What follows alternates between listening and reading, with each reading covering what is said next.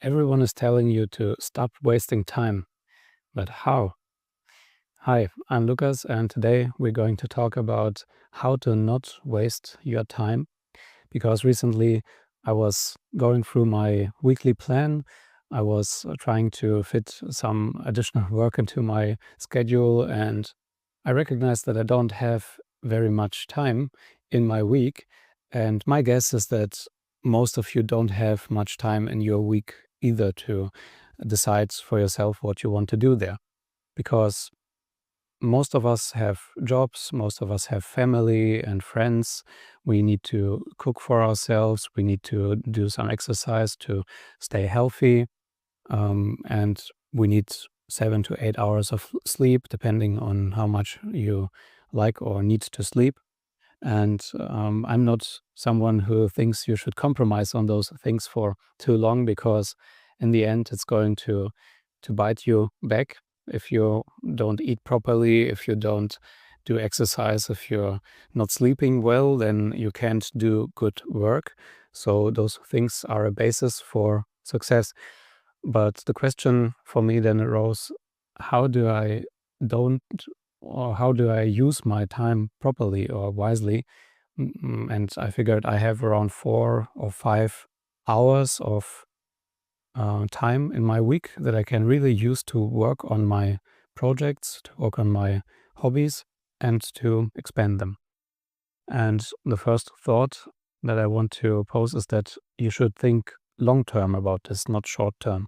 Because on one hand, 4 or 5 hours in one week is not a lot of time. But on the other hand, 4 or 5 hours per week in a month amount to 20 hours already. So that's half a work week per month that you can use. And if you use them well, you can reach a lot with those. And in a year, that's, yeah, I don't know, I didn't calculate it, like maybe 6 work weeks, which is not much, but it's, yeah, like imagine what you could reach if you spend 6 weeks on some project. You can advance it a lot. And the best thing is you don't have to do it alone. So a few high leverage things you should do with your time, in my opinion, or that I try to do with my time to make the most out of it, is first and foremost learning new things, learning new stuff, and organize my learning and learn with intention. So how I do it, I usually read in topics that I'm interested in or that I need for my work or that I want to develop into. And when I read one book, then oftentimes some concept comes up somewhere in the content, or some idea comes up, or some other author is cited, and I'm becoming interested in this. And I notice this, jump on Amazon and look for books or for content connected to this idea or this author.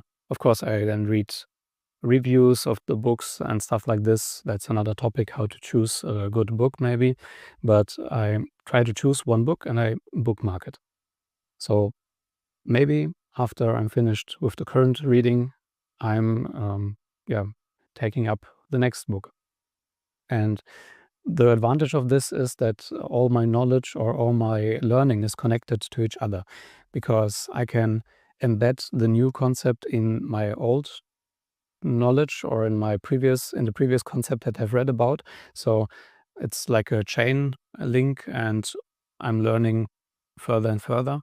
And the way I incorporate it in my day is just reading bit by bit. Like I'm reading a few pages during breakfast, sometimes a few pages during lunch, or yeah, sometimes in the evening, but fairly rarely I read in the evening. And like this, I can read maybe one book a month, or maybe one book every 2 months, or two books in 1 month. Sometimes I read a little bit more, sometimes less. But in my opinion, this is already a good basis or a good habit to have to make the most out of your time. Because if you know where to put your effort, where it's going to lead to the biggest results, then you save a lot of time in the next steps. So the next step would be doing things. So really producing things, making things. If you're trying to work out maybe how to write apps or code, then just start doing it. Or if you're a painter, then start painting, because nothing will come from not doing anything. And only by doing it, you can get honest feedback, you can get better, improve your skills in this topic. So this is one thing that is a high leverage task.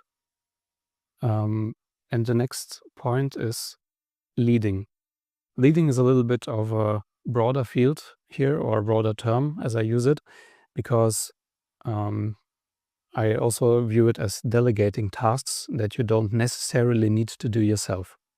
For instance, if you can afford it, maybe buy back some of your time.